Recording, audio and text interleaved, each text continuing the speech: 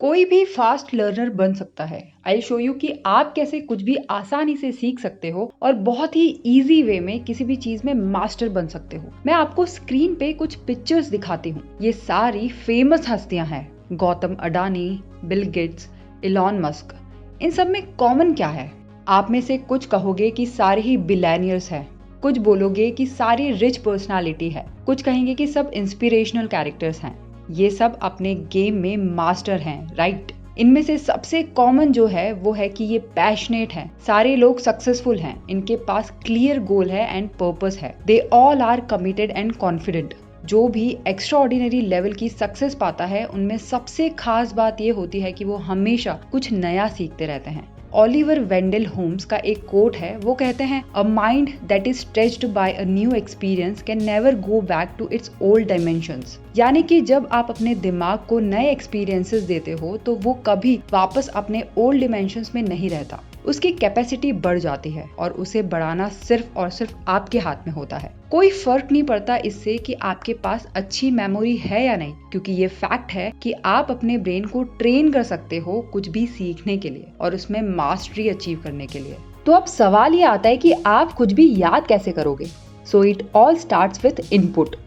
आप में से बहुत लोग सबसे ज्यादा इनपुट पे फोकस करते हैं, यानी कि क्या दे रहे हैं हम अपने ब्रेन को, उसमें क्या क्या आने दे रहे हैं इंफॉर्मेशन के रूप में। इनपुट से मेरा मतलब ये है कि बहुत लोग सेमिनार्स अटेंड करते हैं, बुक्स रीड करते हैं, वीडियोस देखते हैं, पॉडकास्ट सुनते हैं, ब्लॉग्स फॉलो करते हैं। हर कोई बस कहीं ना कहीं से सारी इन्फॉर्मेशन को अपने ब्रेन में फीड कर लेता है। खैर, ऐसा करने में कोई प्रॉब्लम नहीं है, लेकिन अगर आप इनपुट के साथ साथ आउटपुट नहीं दोगे तो वो शैलो लर्निंग कहलाएगा और ये ठीक नहीं है। फॉर एग्जाम्पल, बहुत बार आपने देखा होगा कि आपका फ्रेंड आपसे पूछता है कि ये बुक तूने पढ़ी है? आप बोलते हो हाँ पढ़ी तो है, अच्छी बुक थी। फिर आपका दोस्त पूछता है कि तूने इस बुक से क्या सीखा? तो आपका जवाब होता है तू भी पढ़ के देखना। अगर आप किसी चीज को इम्प्लीमेंट नहीं कर पा रहे, उसका बेनिफिट नहीं उठा पा रहे हो, तो क्या मतलब है किसी चीज को लर्न करने का? इसलिए शैलो लर्निंग की जगह हमें डीप लर्निंग पे फोकस करना पड़ेगा। और वो हम कैसे करेंगे? ये बहुत आसान है। For true mastery you need to focus more on output rather than the input. अगर आप किसी चीज का आउटपुट नहीं दोगे तो आप उस इंफॉर्मेशन को कभी याद नहीं रख पाओगे। That's why we should focus more on output. आप किसी भी चीज पे मास्टरी कैसे कर सकते हो, इसका फॉर्मूला बड़ा सिंपल है। नंबर 1, इनपुट, जो कि फर्स्ट स्टेप है। इसमें हम मल्टीटास्किंग ना करते हुए सिंगल टास्किंग पे फोकस करेंगे।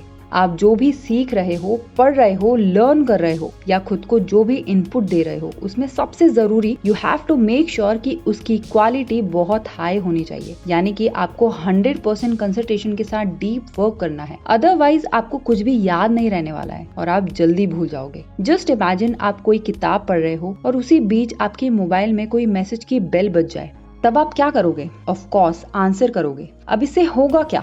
इससे आपका मोमेंटम बिगड़ जाएगा।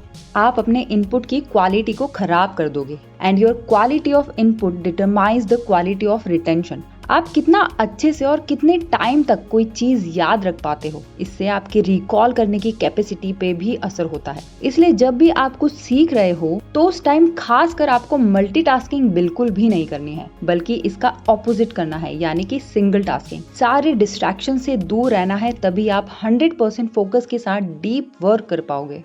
सेकेंड स्टेप आती है रिफ्लेक्ट। रिफ्लेक्ट यानी किसी भी चीज का इनपुट लेने के बाद थोड़ा पॉज लेके खुद से क्वेश्चंस करना। लाइक मैंने कोई बुक पढ़कर क्या सीखा? ये इन्फॉर्मेशन को मैं अपनी लाइफ में कैसे यूज कर सकता हूँ? कहाँ यूज कर सकता हूँ? फैमिली के साथ, अपने काम में, एनीवेयर। जब आप पॉज लेके इन बातों पे रिफ्लेक्ट करते हो ना, तब आपकी लर्निंग पक्की होती है, वरना इसका कोई मतलब नहीं रह जाता। जब भी आप खुद से क्वेश्चंस पूछते हो, आपकी क्रिटिकल थिंकिंग एक्टिवेट होने के साथ साथ आपको मटेरियल के साथ डीपली इंगेज होने में भी हेल्प मिलती है। रिफ्लेक्ट करने से आप अपनी लर्निंग को एक्शनेबल बना सकते हो और उसके अकॉर्डिंग अपनी अंडरस्टैंडिंग को रिफाइन कर सकते हो। थर्ड स्टेप आती है implement. The best way to solidify your learning is by applying it in real life situations. आप ऐसी अपॉर्चुनिटीज ढूंढा करो, जो भी आपने सीखा है उन्हें प्रैक्टिस किया करो उन सिचुएशंस में। कंटेंट के साथ साथ उसे प्रैक्टिकली अप्लाई करना भी उतना ही जरूरी होता है। मोस्टली सब क्या करते हैं कि वो बस नई चीजें सीखने पे ध्यान देते हैं। क्या आपके साथ ऐसा होता है कि आप कोई नई चीज के बारे में जान तो लेते हो, माना आपने टाइम मैनेजमेंट के बारे में सीखा और अपनी प्रोडक्टिविटी को इम्प्रूव करने की अलग अलग स्ट्रेटेजीज भी सीखी, आपको to do list and prioritization की इंपॉर्टेंस भी समझ आ गई, लेकिन जब बात इन्हें इम्प्लीमेंट करने की आती है आपको बहुत स्ट्रगल करना पड़ता है। सब चीज की नॉलेज होने के बाद भी आप प्रोक्रेस्टिनेट करते हो और इतने सारे काम के बीच प्रेशराइज्ड फील करते हो। किसी ने कहा है, a lousy action is better than no action. इसलिए जब भी आप कुछ लर्न करते हो आपको रुक कर उसे लिखना चाहिए, प्लान करना चाहिए और उसे शेड्यूल कर देना चाहिए अपने कैलेंडर में एंड फाइनली उस पे एक्शन ले लेना चाहिए। इसी तरह से आप इनपुट एंड आउटपुट के बीच के इस गैप को खत्म कर सकते हो। अब लास्ट स्टेप आती है शेयर। कुछ भी सीखने का सबसे बेस्ट तरीका होता है उस इन्फॉर्मेशन को किसी के साथ शेयर कर दो। इससे आपकी अंडरस्टैंडिंग और नॉलेज दोनों गहरी होती है। जब आप किसी को कोई टॉपिक या कॉन्सेप्ट एक्सप्लेन करते हो तो इससे आपकी लर्निंग एनहांस होती है, आपकी मेमोरी एंड रिटेंशन पावर भी बढ़ती है।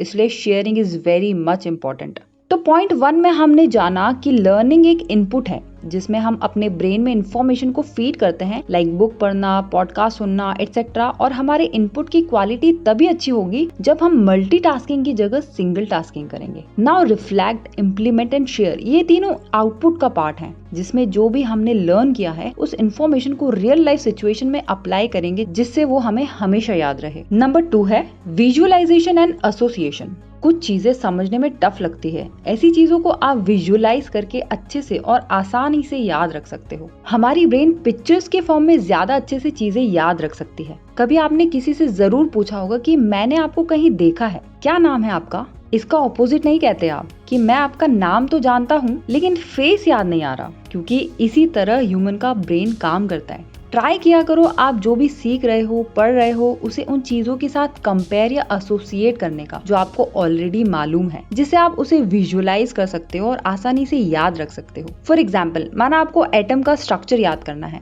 उसमें प्रॉब्लम हो रही है, आप उसको सोलर सिस्टम से कंपेयर कर सकते हो। जैसे एक एटम में इलेक्ट्रॉन न्यूक्लियस के चारों ओर घूमता है, उसी तरह से सोलर सिस्टम में भी सन के अराउंड सारे प्लैनेट्स घूमते हैं। आप इस तरह से कोई भी इंफॉर्मेशन को लिंक करके उसे फास्ट वे में याद रख सकते हो। Number 3, spacing effect. दोस्तों, जब हमने कुछ भी नहीं पढ़ा होता है तो ज्यादातर लोग यही सोचते हैं कि जब एग्जाम आएंगे तो एग्जाम के एक दिन पहले रट्टा मारकर चले जाएंगे और एग्जाम क्लियर कर लेंगे। खैर, ये सब करने से बस एग्जाम को क्लियर ही कर सकते हो, उसे फोड़ नहीं सकते। कुछ लोग क्या करते हैं कि वो साल भर तो कुछ नहीं पढ़ते हैं और एग्जाम के जस्ट एक दिन पहले पूरे साल की पढ़ाई अपने दिमाग में डालने की कोशिश करते हैं। इस कारण से उनका ब्रेन इतना एग्जॉस्ट हो जाता है कि फिर वो प्रोडक्टिवली परफॉर्म नहीं कर पाते। ऐसा हमारे साथ इसलिए होता है क्योंकि हमारा ब्रेन लिमिटेड टाइम में लिमिटेड इन्फॉर्मेशन ही स्टोर कर पाता है। तो हमें एक लंबा टाइम और प्रैक्टिस चाहिए होती है लॉन्ग लास्टिंग मेमोरी डेवलप करने के लिए, ढेर सारी इन्फॉर्मेशन लंबे समय तक याद रखने के लिए। साइंटिस्ट इसे द स्पेसिंग इफेक्ट कहते हैं, क्योंकि हमारे प्रैक्टिस सेशन के बीच में जो स्पेस होता है वो ही हमारे ब्रेन को अनलॉक और रेस्ट करने में हमारी मदद करता है। इसको हम 2 टेक्निक्स के थ्रू टेस्ट कर सकते हैं। पहली है मास्ड प्रैक्टिस। मास्ड प्रैक्टिस वो है जिसमें हम बहुत सारी इंफॉर्मेशन को एक बहुत ही शॉर्ट पीरियड में याद करने की कोशिश करते हैं, और दूसरी है डिस्ट्रीब्यूटेड प्रैक्टिस जिसमें हम टाइम को बैचेस में कन्वर्ट कर लेते हैं और फिर याद करते हैं। इस मेथड की वजह से आपके पास बहुत सारा टाइम होता है किसी भी इंफॉर्मेशन को याद करने का, उसे भूल जाने का और उसे फिर से याद करने का, और इस प्रोसेस को रिपीट करने से वो इंफॉर्मेशन आपके ब्रेन में परमानेंटली फीड हो जाती है। तो I hope you like the video अच्छी लगी हो तो लाइक जरूर करना, कमेंट में अपने व्यूज शेयर करना मत भूलना, एंड ऐसी और वीडियोस देखने के लिए चैनल को जल्दी से सब्सक्राइब कर लेना। Thanks for watching and stay blessed.